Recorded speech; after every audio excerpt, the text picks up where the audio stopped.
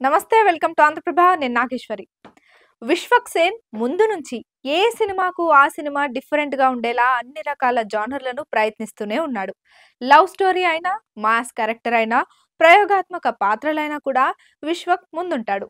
ఇక ఇప్పుడు మాస్ తో కొత్త లుక్ లో విశ్వక్ సేన్ ఆకట్టుకునేందుకు గ్యాంగ్స్ ఆఫ్ గోదావరి అంటూ ప్రేక్షకుల ముందుకు వచ్చాడు. కృష్ణ చైతన్య ఇది వరకు ప్రేమ కథా చిత్రాలను తీశాడు. ఇక అతను రూట్ మార్చి రంగస్థలం, పుష్ప జానర్లకి వచ్చాడు. కృష్ణ చైతన్య, విశ్వక్ సేన్ చేసిన ఈ ప్రయత్నం ఎలా ఉందో ఒకసారి చూద్దాం. ఇక కథ విషయానికి వస్తే కొవ్వూరు గోదావరి మధ్యలోని లంకల ప్రాంతం చుట్టూ ఈ కథ జరుగుతుంది.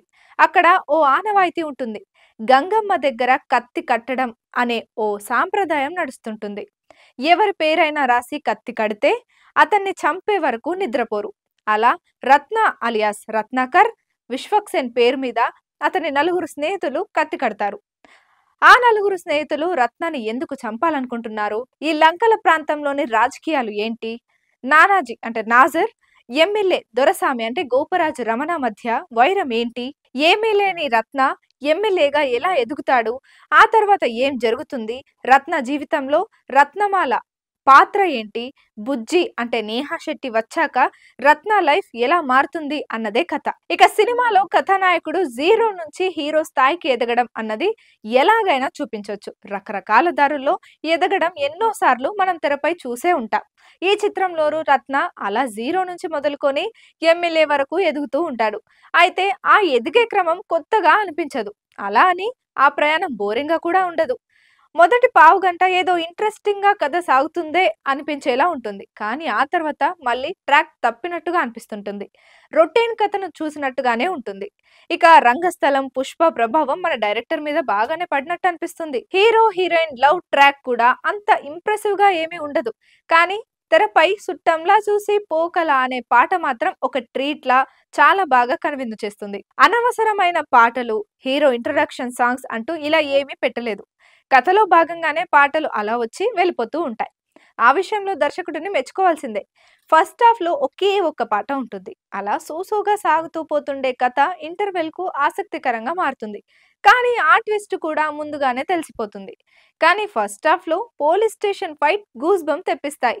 యువన్ ఆర్ఆర్ చాలా బాగుంటుంది. ఫస్ట్ హాఫ్ కాస్త హైలో సాగితే సెకండ్ హాఫ్ చాలా అంటే చాలా నీరసంగా చప్పగా సాగుతుంది. రత్న ఎమోషన్స్, భార్య బిడ్డల కోసం పడే తాపత్రయం, ఆ సెంటిమెంట్ అంత ఎమోషనల్ గా ఏం కనెక్ట్ కాదు.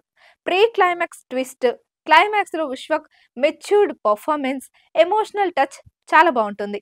మొత్తంగా చూసుకుంటే ఫస్ట్ హాఫ్ లో ఉన్నంత ఊపు సెకండ్ హాఫ్ లో కనిపించదనే చెప్పాలి. కానీ ఓవరాల్ గా గ్యాంగ్స్ ఆఫ్ గోదావరి అనేది విశ్వక్ సేన్ కి ప్లస్ అవుతుందని చెప్పుకోవచ్చు. కొత్త యాంగిల్ ను డైరెక్టర్ గారు చూపించారు. ఇలాంటి rugged mass action village political డ్రామాను కూడా హ్యాండిల్ చేయగలడు అని నిరూపించుకున్నాడు కృష్ణ చైతన్య.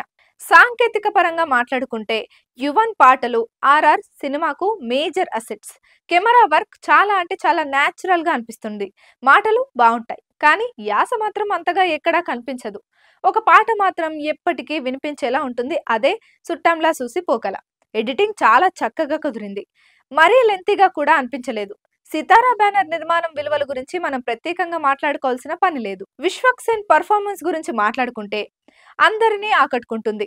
ఎమోషనల్ గా నటించిన యాక్షన్ సీక్వెన్స్ తో స్క్రీన్ మీద ఊచకోత కోసినా కూడా విశ్వక్ సేన్ అదరగొట్టేశాడు. విశ్వక్ ఈ సినిమాలో విశ్వరూపం చూపించాడు.